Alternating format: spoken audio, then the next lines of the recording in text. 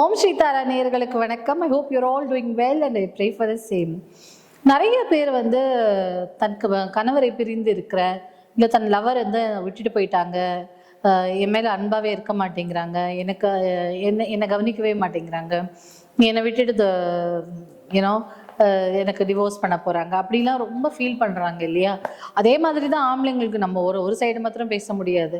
என் மனைவி என்னோட இருக்க மாட்டேங்கிறாங்க, என் மனைவி என்னை விட்டு பிரிஞ்சு போயிட்டாங்க, சண்டை போட்டுட்டு போயிட்டாங்க அப்படின்னு என் மேலே காதலாக இருக்கணும் அப்படின்னு நினைக்கிறவங்க, ட்ரூவாக லவ் பண்ணிட்டு இருந்தா திடீர்னு என்னாச்சு தெரியல என்னை விட்டுட்டு போயிட்டா அப்படின்லாம் ஃபீல் பண்ணுறவங்கள அது ஈஸியான ஒரு தாந்திரிக முறை தான்.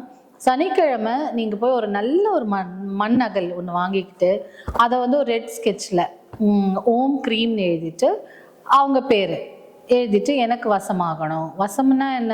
தப்பாக யூஸ் பண்ணக்கூடாது. உங்களோட லவ்வரோ உங்களோட புருஷனோ உங்கள் மேலே லவ்வாக இல்லாமல் இருந்தால் மட்டும்தான் இது யூஸ் பண்ணணும். தப்பான விஷயத்துக்கு யூஸ் பண்ண அதுக்கான கர்ம பலன்களை அனுபவிக்க வேண்டியது வரும். ஸோ அகெயின் அண்ட் அகெயின் சொல்கிறேன், ஒரு விஷயத்தை தெரியாமல் செஞ்சால் ஒரு அடி தான், தெரிஞ்சு செஞ்சால் 3 அடி. ஸோ அது இன்னொரு தடவை தப்பாக யூஸ் பண்ணாமல் நல்லதுக்கு மட்டும் யூஸ் பண்ணுங்கள். ஸோ இந்த மாதிரி ஒரு அகலில் இந்த மந்திரத்தை எழுதிட்டு ஓம் க்ரீம் அவங்க பேர் எழுதிட்டு எனக்கு வசமாகணும் அப்படின்னு எழுதிடலாம்.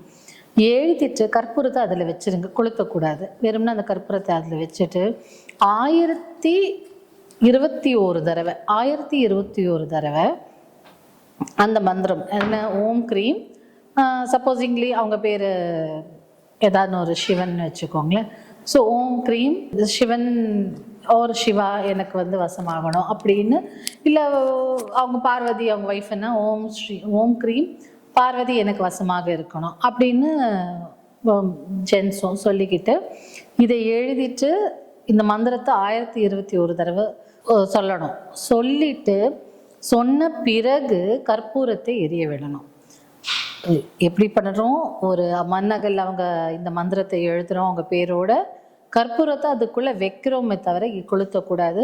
1021 தடவை இந்த மந்திரத்தை சாண்ட் பண்ணிட்டு அதுக்கப்புறம் தான் அந்த கற்பூரத்தை கொளுத்தணும். கற்பூரத்தை கொளுத்தும் போது அந்த சுடரையே பார்த்துட்ருக்கணும், அந்த கற்பூரத்தையே பார்த்துட்ருக்கணும், அந்த தீபத்தையே பார்த்துட்ருக்கணும், அந்த ஒளியையே பார்த்துட்ருக்கணும். அப்போது அந்த ஒளியில் அவங்களோட நம்ம யாரை நினச்சி அந்த கற்பூரத்தை ஏற்றுறோமோ அவங்களோட சாயல் சிலுவேட்டுன்னு சொல்லுவாங்க இல்லையா, அந்த மாதிரி ஒரு முகம் மாதிரி தெரிய வரும் நம்மளுக்கு. ரொம்ப யாருக்காக பண்ணுறோமோ அப்படி அதில் தெரிய வந்துச்சுன்னாலே அவங்க நம்மளுக்கு வசமாயிட்டாங்க, அவங்க நம்மளுக்கு வருவாங்கன்னு அர்த்தம். அப்படி அது தெரியல. சில பேருக்கெல்லாம் முதல் நாளே நடந்திருக்கு. இந்த கணவன் மனைவி ரொம்ப அன்பாக இருந்து ஒரு ஈகோ கிளாஷ்னாலும் சண்டை போட்டு போகிறாங்க இல்லையா, அது அவங்களுக்கெல்லாம் முதல் நாளே இதெல்லாம் நடந்திருக்கு. 21 நாள் 21 சனிக்கிழமை செய்யலாம். செஞ்சால் அதுக்குள்ளேயே உங்களுக்கு பலன் கிடைச்சிரும். பலன் கிடைச்சிட்டா கண்டினியூ பண்ணணும்னு அவசியம் இல்லை. பட் 21 சனிக்கிழமை ட்ரை பண்ணலாம். இது ரொம்ப எளிதான மெத்தட். ட்ரை பண்ணி பாருங்கள். உங்கள் கணவரோட உங்கள் ஒய்ஃபோட சந்தோஷமாக இருங்க. வாழ்க்கை வாழ்வதற்கே கண்டதை போட்டு குழப்பிக்காமல் கணவன் மனைவி அன்பாக இருந்து அவங்க ஹஸ்பண்ட் அண்ட் ஒய்ஃப் அவங்க குழந்தைங்களை நல்லபடியாக வளர்க்கணும். ஒரு சண்டை சச்சரவு இல்லாமல் குழந்தைகளே அது பாதிக்காமல் வளர்க்கணுங்கிறது தான் நம்மளோட எண்ணம். அதுக்காகவும் கடவுளை வேண்டிக்கிறேன். தேங்க்யூ.